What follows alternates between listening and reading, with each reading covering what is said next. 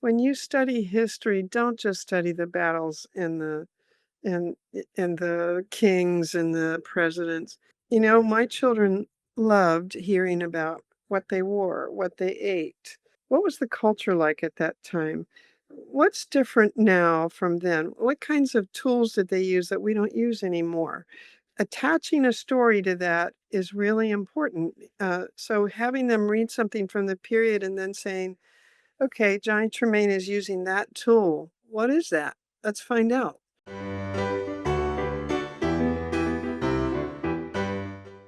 Welcome, everybody. This is Gretchen Rowe for the Demi Learning Show, and I am so excited to welcome Ms. Grundy today. We're going to have a wonderful conversation with you. Ms. Grundy tells tall tales, wonderful tales, fascinating tales of the wild country of Alaska. And then we'll also have the opportunity to meet her alter ego, Nancy Winterford. But as we begin, I would like to welcome Ms. Grundy. Ms. Grundy, will you please introduce yourself? Well, thank you.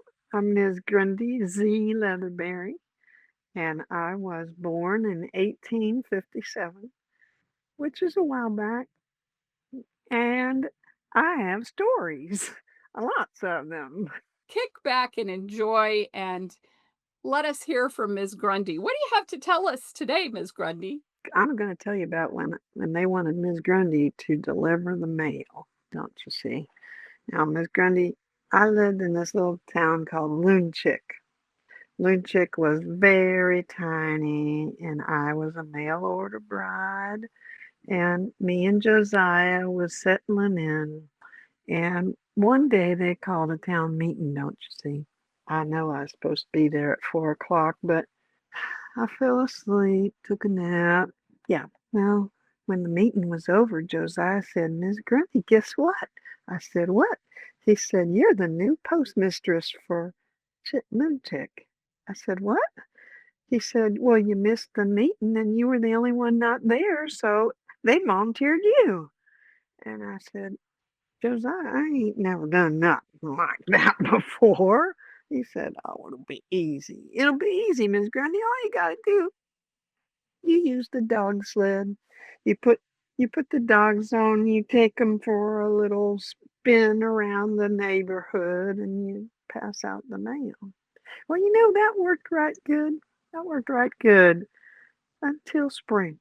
The area where we lived, it was uh well, it was kind of a swamp, don't you see? And the swamp had these little clumps of grass, and in between there was puddles, so it would be puddle, puddle, puddle grass.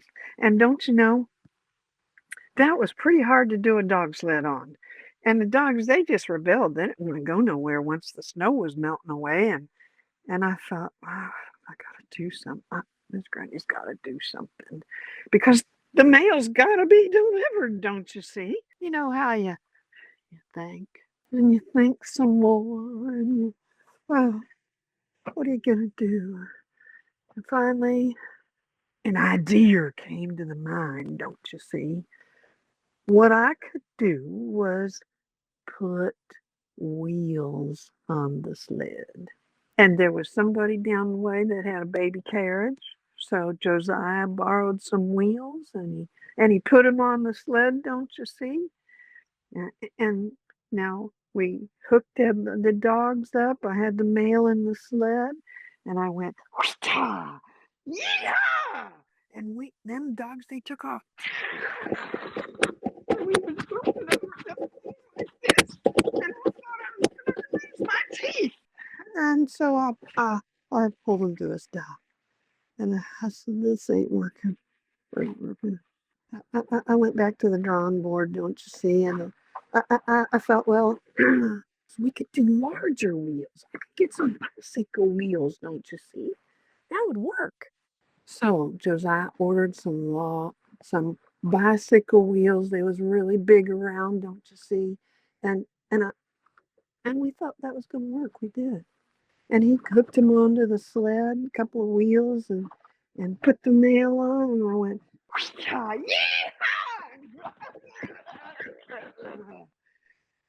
Well, no better, don't you see? They just The poor dogs, they couldn't handle it. It was just, I felt really bad for them, don't you know? Eh, And I thought, well, okay. And then it came to me. We needed a bigger engine. Well, them dogs was nice, but if we could get something bigger. So I went right to Josiah and I said, we need a bear trap. He said, what? What? What do you want to trap a bear for, Miss Grundy? If I had a bear on the sled, why, we could go lickety split, don't you see? Josiah said, well, Miss Grundy, but remember, we was newlyweds and he wanted to make me happy, right? So he said, well, okay, okay. I can build a trap. He built a right nice bear trap, don't you see? And we put some mighty fine bait inside, and we went to bed that night, don't you know? And about 2 a.m. we heard, and there was a bunch of banging around outside, and we trapped ourselves a bear, and that bear trap was flipping back and forth, and that bear was pretty mad. And so I thought, well, that'll work. Went back to sleep. The next morning, the bear, he wore himself out. I mean, he kept that up all night, don't you see? And he was kind of laying there in the trap. I thought, now that's good because this is the time to hook him up to the sled, don't you see? I got myself the sled and the mail and the reins and the snook to the trap. Carefully opened it. No, Josie, he had his shotgun ready, don't you see? And I hooked it up to that there bear. And then I went back onto the runners of the sled, don't you see? And I said, Josiah, wake him up. So he kicked that bear right in the hind end, don't you see? Boom! That bear woke up and he was ready to go.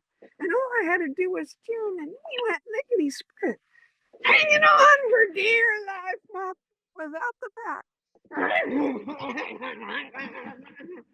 And we were going so fast, I'd just take the mail, and the people, they heard the noise because that bear was making all the water and the grass and everything go which way when we would go through. And I was screaming too. And then we would get to a house and a mailbox, and I would say, "Whoa!" Well, pull out the mail, and I'd put down the thing, stick the mail in, and off we go. Well, here we come to another house, and the guy is standing outside like this. And I just thought, well, that's handy. And I put the mail inside and I closed it up. It don't usually take me several hours to do the mail, but that day it only took 45 minutes. Oh my goodness. And the best part is I can certainly see that whole thing unfold before me. That's awesome. Well, thank you, Ms. Grundy. It's wonderful to hear that story. I really appreciate it. Oh, my goodness. So tell us, Ms. Grundy, how long have you been a character of Miss Nancy's? About about 50 years, don't you know? So y'all know each other real well, as we Oh say yeah, here we in the do. South. We do. Do y'all always get along? Yeah, Oh, yeah. that's great. She's right personable, you know. That's wonderful. That's wonderful. And do your stories change or are they always do you have a group of stories that are always the same or are you always learning more about Ms. Grundy? Or I should say is Nancy learning more about Ms. Grundy? Yeah, the stories will change sometimes, and even for the audience, the stories will change depending on the mood of Miss Grundy. So sometimes I'll leave a part out of a story or add something in that pops into my mind or something like that because you know you have an active mind kind of. I never was one for a script, although I do have outlines for the story so that I remember what to say. But I'll often fill things in, or depending on how much time we have, I have certain sections of stories I can leave out. And so, Miss Grundy, do you go all over Alaska telling stories or? Yeah, I have actually even been out to the bush communities as far west as the mouth of the Yukon River. Wow. Uh, Went to three little villages out there: Kotlik, Emonic, and at, at, no, Uskanook. But I've also been to at Malfoot and Nunivchuk and Bethel. I've been several places out there, and then Clearbanks, Kenai, and Colma, all the things on the road system that were easy to get Sure. to. Well, I like what you said when we were preparing to talk. You said that Alaska's a big state, but a small community. Yes, it, it's likely that no matter where you go, you'll run into somebody you know, and that's the truth. Because it's we only have 770,000 people in this state, and so it's pretty tiny. Wow. For a state that when you overlay Alaska, it goes from coast to coast over the continental US. So that's pretty We have more amazing. coastline than the entire U.S. combined. Wow. Yeah, I did not know that. So what yeah. other wonderful geographic things can you tell me, Ms. Grundy? Like you say, it's as far from Anchorage to the very end of the Aleutian chain as it is from here to Los Angeles. Wow. Uh, That's it's amazing. it's a very huge place, and there are several different climates here because of it. You can go to Barrow and it's quite chilly all the time. Even in the summer, a summer high might be 36 degrees. A summer high. Oh my goodness, 36. Wow. Yeah, but here in Anchorage, it can get up to 72 is a real pleasant day. We did one summer have it go up to 90. We all thought we were going to die. It was 90 degrees out and everybody was panting. Oh my goodness. I take it that, well, Ms. Grundy didn't have air conditioning in her day, but do you have air conditioning? Does Miss Nancy have air conditioning? Nobody in Alaska has air conditioning. Nobody expects it to go up to 90 degrees, Oh my goodness, that had to except be abject misery. except maybe in and Fairbanks. Some of the interior communities do get 90 and above, and they may have air conditioning, but see, 90 never lasts very long. I think the time we had it, it lasted about a day and a half or 2 days, and then back to normal. So, Ms. Grundy, when did you first learn that you were gonna be a storyteller? 1975, 1976. Nancy, was working at an adult education center, and they wanted a story, and so she dreamed up Miss Grundy. Here I am. And there you are, and you've been around ever since. That's pretty I have. amazing. So, Ms. Grundy, what has changed most in your storytelling? And we'll discount the technology because we know the technology has changed wildly since 1975. Yes, as a matter of fact.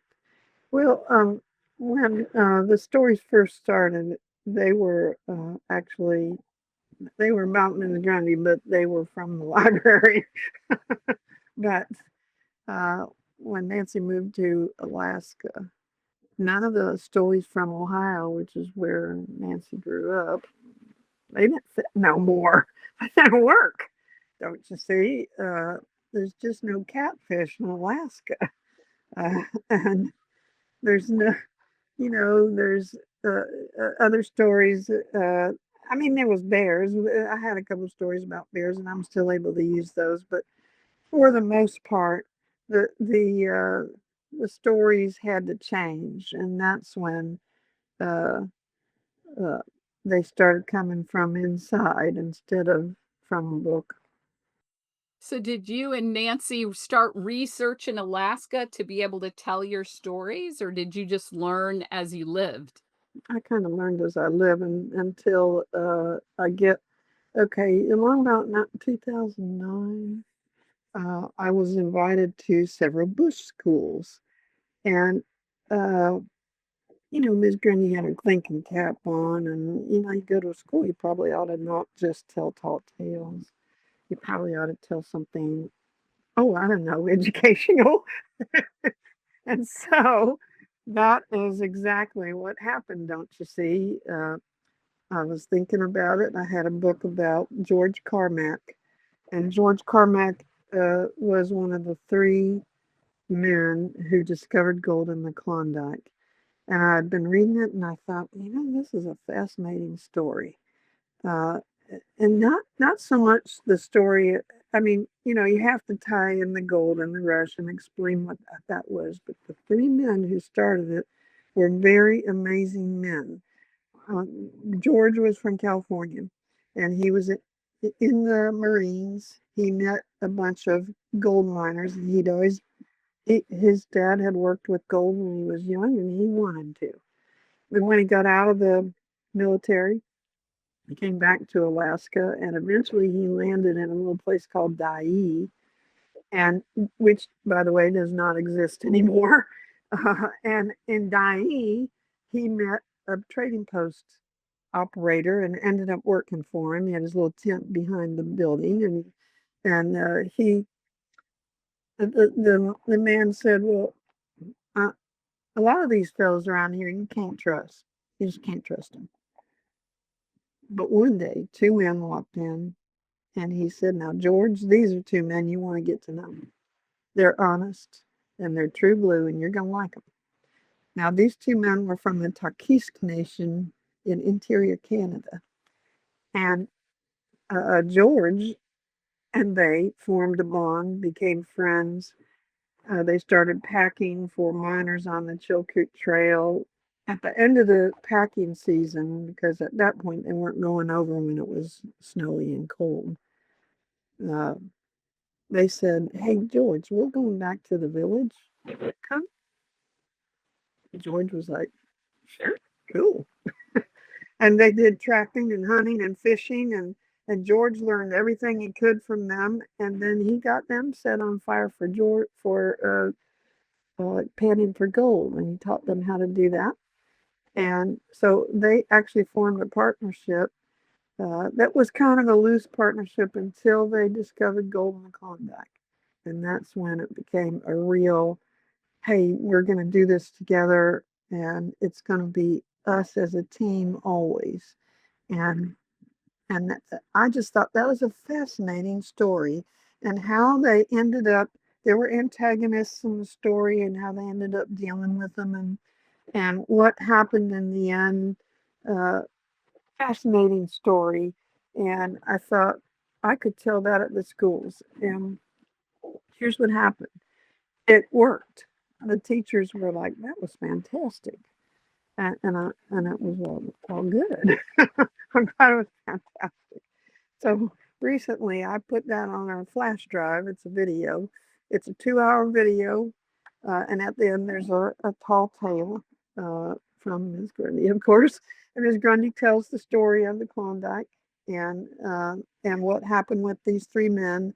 And then at the end there's that tall tale, uh, 2-hour long thing. You can find it on my website. Great. When we'll, of course, make sure that your website is included in our show notes so Sounds that good. Sounds people real can good. find their way to that. That'll make Yep. that'll make a difference. So if that launched you on exploring real stories of the wilderness, then where did you go from there? Did you find more things that you found compelling? As a matter of fact, I did. I decided that, you know, this is quite a story. I decided to write books. And starting when Ms. Grundy was 18 years old in Massachusetts, and gets herself a job in the Dakota Territory. So, book number one chronicles her travels from Massachusetts as far as Chicago. And this was set, it's in 1875. That's when Ms. Grundy was 18, don't you see? 1875, and it just seemed like there might be things that today's children would know. So let me give you an example. In New York City, there was elevated trains. They was 10 feet off the ground, and it was just like a regular train, and it was almost like a continuous trestle that went around the streets of New York. Well, that I thought a child today might go, "What's an elevated train?" I have no idea. So we put in the book pictures of elevated trains with a little blurb in the middle that explains what it is. Now, if the child already knows what it is, they can skip the blurb, but they at least get to see the picture. And if they don't know what it is, why, that really helps them out. And then Sure. the story about Miss Grundy continues. Well, I think it's terrific that Ms. Grundy has the opportunity to weave her story into the history of the era, and that's pretty awesome. So It is. that's amazing. That's It is, and amazing. I've found that school kids really like to learn history that way, don't you see? Here's the deal: history can be boring, especially if it's all about battles and things that happened so long ago. You're thinking, how does that relate to me? But if you include a story with your history, a story weaves it in. And I've had students tell me, I don't even like history, but I liked your book because there was a story attached to it, and I needed to know the information in the history. And Sure. I thought, well, we have a winner there. There you go. Yeah. And who knew that you were gonna be able to influence a whole generation of children just because you were telling stories? That's pretty amazing. Do you ever get tired of storytelling, Ms. Grundy, or is it Oh, no. just all Oh, part of no. you? I love it. It's one of my favorite things to do, and I love to see the children's eyes and hear them laugh, and adults too. We never grow fully up, and it's pretty fun to hear a story. And I think that we've lost something. I mean, we tell stories with video now, um, but a live storyteller is quite an experience. It's a little different from seeing it on video, and it is good to see it on video, particularly if you haven't got access to the live storyteller. But live storytelling is really, really a great way to engage kids, and I do have. Uh, as a matter of fact, I'm going to be doing that twice later this week. I'm going to be speaking to a homeschool group on Thursday and to an elementary school on Friday. You know what I think is really neat is when you tell a story as opposed to a video. In a video, you're passive. But when I hear you tell your story, I imagine that shaky sled on baby carriage wheels, and I think, "Oh my gosh, that must have been horrific." And then I see the bear in the cage and how mad he was until he wore himself out. And that changes the character of the experience because I get to use my imagination and enter into your story, and that's amazing. That's the best part, I think. And I think we have such a video society, don't you know, where kids can get on TikTok and see. This particularly drives Ms. Grundy nuts. About a 30-second video or 10 or 15, and that's about how long their attention span is. And that is not good. We should be engaging our kids with something interesting that lasts longer, don't you see? Now, the combat video is divided into 9 chapters, so you don't have to listen to the whole 2 hours at once. But it's important, I think. Kids today are on their devices a lot. My little grandson is, and so uh, you have to do something that'll get their attention. And so uh, I just think storytelling is the way to do it. So, Ms. Grundy, what is the most beautiful part of Alaska for you? Hmm.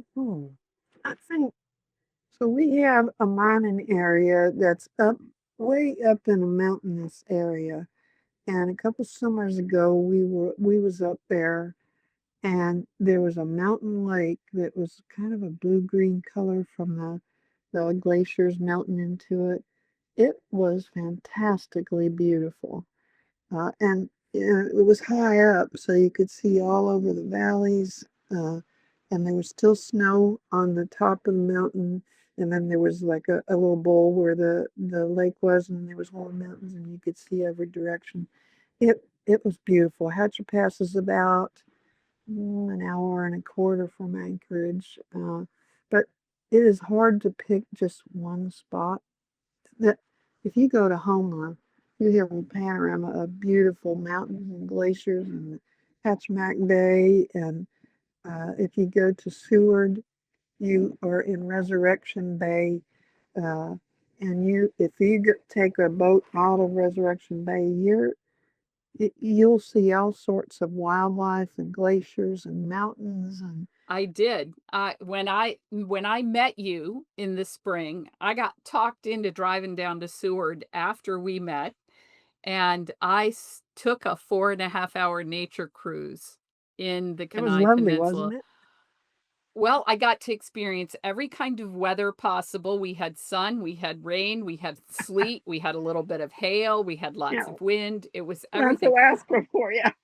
But it was so fascinating. I mean, we got, and they were very respectful of animals, but we got to see everything from whales to uh seagulls to we went to a rookery, and we even went to see the stellar seal, uh Sea not lion, yep. hatchery, that's not the right word, where they give birth to babies. It was amazing. It was a fantastic experience, and I know what you mean about the beauty of the water, because at one point, the water was so green and so fascinating. It didn't look real. It was almost as though I felt that I had stepped into a cartoon. And if you get to see a glacier on calve and hear the thunderous noise, it's amazing. Well, I can see why you went from Ohio to Alaska and then you never went back. So So, do any of Ms. Grundy's stories involve Nancy's trip on a bicycle? I mean, 2,000 miles on a bicycle is a lot of time. No. No, but we could hear from Nancy now if you'd like. Sure, that would be awesome. And see, now y'all get to meet the lady that I met in Alaska. So, I met Miss Grundy, but I also met Miss Nancy. So, Yep. And Nancy Winifred is very fun too. yes, I she love is. fun. I was a teacher before I started being a storyteller full time, and I had a student one time, and he was telling his mom. She reported this later.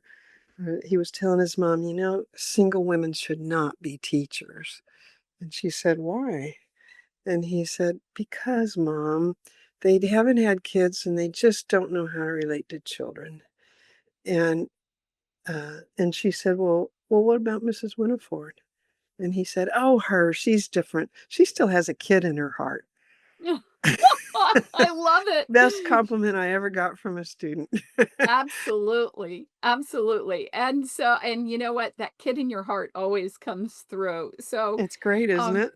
it is really terrific. You told me that you took an adventure once upon a time and took it upon yourself to do a 2,000-mile bike ride. So, tell us a little bit about that. So when I graduated from college, I moved in with a roommate, uh, and we started sort of dreaming, wouldn't it be fun to go on a bike tour? We'd read about it, we'd seen pictures of it. And so we started sort of planning, but we had, let's call it limited money. And so we planned for about a year and a half because we worked at an outdoor education center, and that was 9 months out of the year. So we did have summers free if we had enough money to not work. So we decided, well, we'll just go in June and we'll come back in August, and then school will start and we'll be back at the outdoor ed center. And we'll just be really careful with our money. So we did. and we started from Cincinnati, Ohio. We made a very large circle through Indiana, Illinois, Wisconsin, Michigan, the Upper Peninsula of Michigan, and the Lower Peninsula of Michigan, and then back into Ohio. That was about 2,000 miles. I was 23 when we started, and my roommate was 24, and we both had birthdays. But I remember we did not look our age. And so we had people asking us, "Are you really adults?" And we would pull out our driver's license, which had no picture on them in those days. And Oh my goodness. and That's we true. pull out our That's true. driver's license. "See, I'm 23. She's 24." And they would shake their heads like, "I don't know if that's real or not," but they would give us a place to stay. Oh, that's And so awesome. our moms were very worried about us. But you guys were very brave. I We mean, had not only a couple of really bad experiences, and they weren't even that bad. We had children weave in and out of us on their banana bikes on a very busy road, and one of them clipped my wheel and took out some of the spokes and took the seat off of his bike. So I grabbed him and pulled him over to the side of the road. Remember, this is 50 years ago. Um, and I said, "What in the world were you thinking?" And and we called the police. Then we had to wait for the police. But it was interesting. The policeman just called him over to his car. He never even got out of the car. And we couldn't hear most of the conversation, but he did say, "And if I ever catch you doing this again," and and then he had consequences that sounded pretty dire. And the little boy's like, "Okay, okay." And and so we didn't that was that was the first day of our trip. oh my So we were goodness. quite late getting to our campsite. We did have a 60-mile day where it was so hot I thought we were gonna die. Uh, so that was that was pretty crazy. The next day, we could only make it 6 miles. We went to a state park and chilled for a day. But most of the time, people were so kind to us. I remember we were in a little town, couldn't find a bathroom, stopped in the post office and said, "Hey, do you have a bathroom?" She said, "I don't, but have you? You look hot. Would you like some water?" And so she gets us glasses of ice water. Then she's telling us about their town, and she said, "It's kind of late. What have you had lunch?" And we were like, "Well, not yet." "Oh, well, let me get you lunch," she says. She went back in the kitchen, gets us lunch. She's feeding us. And then she said, "Now you needed a bathroom, didn't you?" And we're like, "Yes, we really need it now." and and she told us where we could find a bathroom. There wasn't one in the post office. And then she said, "But wait, wait, wait. I want you to write to me when you get all the way through Chicago," because we had told her we were going to go to Chicago. And she's like, "Chicago, that's scary. You shouldn't be there by yourselves." And she said, "When you're all the way through, you send me a postcard and let me know you're okay." So we did. Wow. So, How I mean, awesome there is were that? just people like that. I remember we were at a rest stop in Battle Creek, Michigan, and this huge station wagon drives up and about 9 children pour out, and the couple come out too. And and the guy comes over and he goes, "Where are you going?" So we told him, "Where have you been? Where have you from?" And he and his wife chatted with us for a while, and then they said, "We have a spare bedroom. Would you like to come stay with us?" And we said, "Wow, that is very kind of you." We had people doing stuff like that all along the trip, just super nice people. One lady, we were admiring her turkeys one day. We'd never seen turkeys up close, and she came out with a pitcher of lemonade and gave us lemonade and chatted with us for a while. And so we honestly met people from all over the country. I had just finished college, remember, and you learn, unfortunately, a lot of toxic things about the United States. And I was pretty sour on our country until the end of that trip. And then I realized, those people weren't telling me the truth. We have a wonderful country with wonderful people. They reached out to us over and over and over again everywhere we went. It was fantastic. Now you're gonna make me cry. And the cool part about that is you planned that kind of a trip well in advance of any kind of technology to help you do Yep, something we like did. that. So a lot of that had to be on on faith. As my mother would say, your guardian angel's wings were clipped close. Yes, they were, and we could only talk, we could only afford a long distance call because they weren't free back then, Oh, this is true. once a week. So we would find a phone booth and call either my mother, her mother, or the gal that was subletting our apartment, and they had to pass the news on. So I only talked to my mother every 3 weeks. That was really hard on her, and I guess I understand now that I'm a mom, but at the Wow, that time, I is was like, really "Mom, I'm amazing. fine." In closing, what would be the advice you would offer to families to take away from our conversation today? I would say, and I did this with my kids, when you study history, don't just study the battles and the kings and the presidents. You know, my children loved hearing about what they wore, what they ate. What was the culture like at that time? What's different now from then? What kinds of tools did they use that we don't use anymore? Attaching a story to that is really important. So having them read something from the period and then saying, okay, Johnny Tremaine is using that tool. What is that? Let's find out. Or, whatever the book is from that era, finding out it can engage the child in the story more, but it also teaches them history. It teaches them a love of literature, of looking things up. I love it. I think that's terrific, and I agree with you. We when my kids were growing up, when we would study a portion of history, I love to cook, so I would be the one going, "Oh, well, Yes, how what would they have eaten?" And we have done some crazy things, but we did too. my kids will eat anything, so so I guess I taught them well. The best part was that they all know how to cook, so boy, does that come back to bless you when you're an adult, and so are they. So, I wanna thank you for this time today. It has been a precious You. experience, and This has thank you been for wonderful. allowing Thank you. Ms. Grundy to join us for a little while, and thank you too for coming to share with us because this was precious. This Thank has you, been I wonderful. appreciate Thank it. you, Gretchen. All I've right. enjoyed it. All right.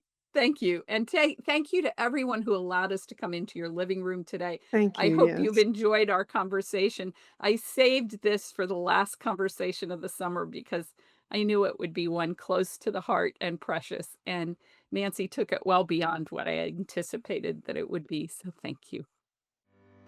Thanks again for joining us. We're glad to be a part of your educational community. You can help us grow our community even more by rating, reviewing, and subscribing to the show wherever you may be hearing this. Don't forget that you can access the show notes and watch a recording at demilearning.com/show or on our YouTube channel.